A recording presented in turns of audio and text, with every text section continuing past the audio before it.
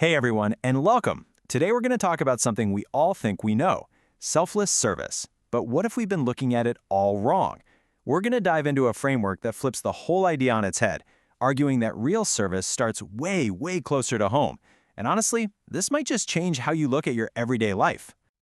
So let's do a quick thought experiment.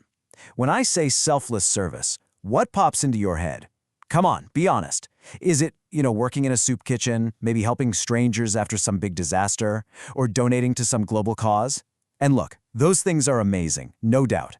But what if the most important, the most powerful service you could ever offer is something completely different? And that's the big idea we're digging into today. The source material we're breaking down for you argues that the real foundation for genuine selfless service isn't out there somewhere in the big wide world. Nope, it's right here, inside our own homes, and maybe even inside ourselves. All right, first section. Let's really get into it. What is true service? We're going to challenge the way we usually think about it and build up a totally new way of seeing things. You've heard this a million times, right? Charity starts at home.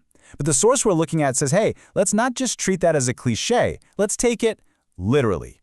It's not just a nice thought. It's presented as the bedrock principle, the absolute starting line for any life of real, meaningful service. And this is where things get really interesting. This is where we redefine what selfless service even means. It's not just about those big public gestures that get a lot of attention. It's also about serving the people you are directly responsible for, your parents, your partner, your kids.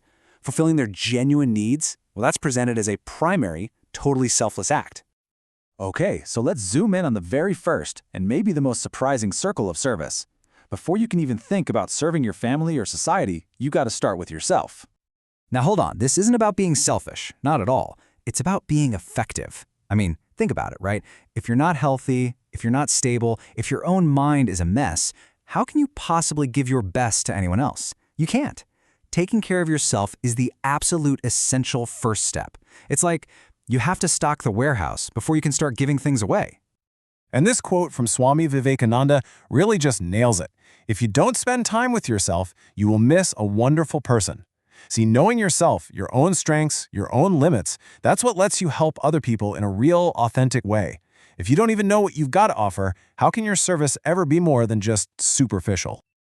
All right, so once we've got that strong foundation in ourselves, we can expand outward to that next non-negotiable circle of responsibility, our family. And this is presented as something that's not really a choice, but more of a primary duty.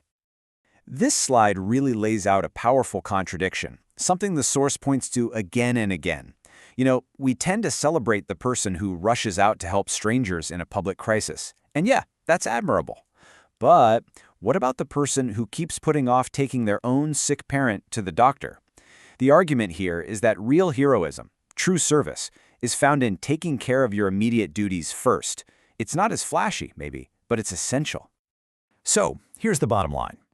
Looking after your family's well-being, it's not just a nice thing to do if you have time.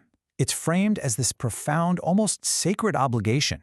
It's the role that you've been given in life. And fulfilling that role, and fulfilling it well, is the most important service you can possibly perform at this stage. It's only when these inner circles, you and your family, are strong and stable, only then can we really effectively move outward to serve the wider community. And this is how it all fits together into one complete model. So here it is, the core framework, a clear hierarchy that builds from the inside out. But why this order? Well, think about it. Trying to serve the world when your own life is in chaos or your home is a mess, it's like trying to pour water from an empty cup. It just doesn't work. It's not sustainable, and it's usually not very effective either. This model argues for building a real, sustainable capacity for service, and that has to start from a strong, stable center. This brings us to a really fascinating point. The idea is that if you can create a home that's peaceful, that's stable, a home that doesn't cause problems for your neighbors or for society, you are already performing a massive public service. You're contributing a whole unit of peace and order back into the world. How cool is that? And finally, let's connect all of this back to its ultimate spiritual purpose, which is a really key part of the perspective in our source material. From this spiritual perspective, you were placed in your family for a reason. It wasn't an accident. So by caring for them, you're actually fulfilling a very specific, divine role that was assigned just to you. So your service to them isn't just a worldly duty, It's seen as direct service to a higher purpose. And this is what makes it so practical. It brings it right into our everyday lives. The source gives this great example of a husband who learns how to cook just so he can take care of his wife when she's sick.